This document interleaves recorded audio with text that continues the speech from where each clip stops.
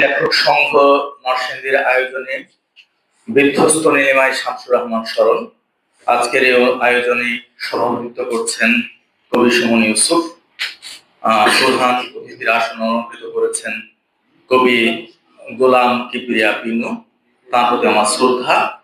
আমার শ্রদ্ধেয় স্যার, যিনি আমার মতোই নরসিংদীর অনেকের মনন তৈরিতে প্রধান ভূমিকা পালন করেছেন, প্রফেসর গোলাম মোস্তফা মিয়া।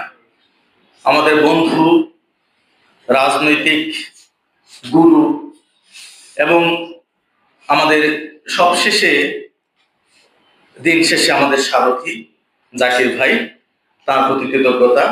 আমাদের নুরুদ্দিন দর্জি, যিনি উৎসাহী একজন মানুষ, তরুণদের সঙ্গে সঙ্গ দেওয়ার জন্য, তার উপস্থিতি আমাদেরকে আনন্দিত করছে। এবং অসুস্থতা নিয়ে কবি জহির মৃধা, যিনি আলোচনা করার কথা ছিল কিন্তু সম্ভবত মুখটা খুললেই কাশি চলে আসবে, সেজন্য তিনি মঞ্চে উঠতেও সাহস পাচ্ছেন না। তারপরেও যারা আছেন আমার একদম পরিচিত, আপনাদের সবার প্রতি শুভেচ্ছা। আমার এই প্রিয় কবির স্মরণ অনুষ্ঠানে আপনারা উপস্থিত হয়েছেন, আমার ভালো লাগছে। আমাকে ছোটবেলায় প্রায় ডাক্তারের কাছে যেতে হতো, খুবই অজানা রোগে, ভাল লাগতো না এরকম।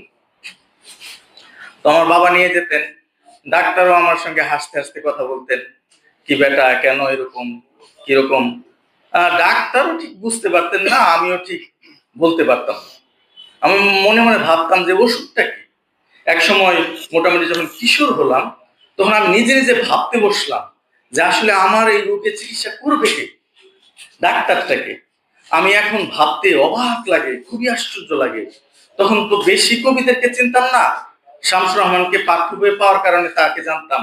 মনে হতো যে আমার এই রোগের চিকিৎসা সম্বন্ধে শামসুর রহমান করতে পারবে। আমার খুবই আশ্চর্য লাগতো, একজন কবি আমার কাছে মনে হতো আমার কাছে ডাক্তারের মতো। এটা একটা আমার একদম ব্যক্তিগত অভিজ্ঞতা। আরেকটা অভিজ্ঞতা, গোলাম মোস্তফা স্যারের কারণেই একবার শামসুর রহমানকে আমাদের এক বৈশাখের অনুষ্ঠানে আনলেন। অনুষ্ঠান পরিচালনার দায়িত্ব আমার ছিল। আমাদের একজন শ্রদ্ধেয় স্যার প্রণব চক্রবর্তী। তো শামসুর রহমান তখন বেশ বয়স্ক, নেমে যাচ্ছেন, দু হাতে স্যার কবিকে ধরলেন এবং স্যার যে কথাটা বললেন আমার এখন মনে আছে, আমি কবিকে স্পর্শ করলাম। ওইখানে শামসুর রহমানের কথা শুনে এবং অনুষ্ঠান পরিচালনা করার কারণে, নানাভাবে তার কাছাকাছি যাওয়ার কারণে যেটা মনে হয়েছে, এই ভদ্রলোক কথা বলার সময় খুব আলতু আলতু, খুব ঠেকে ঠেকে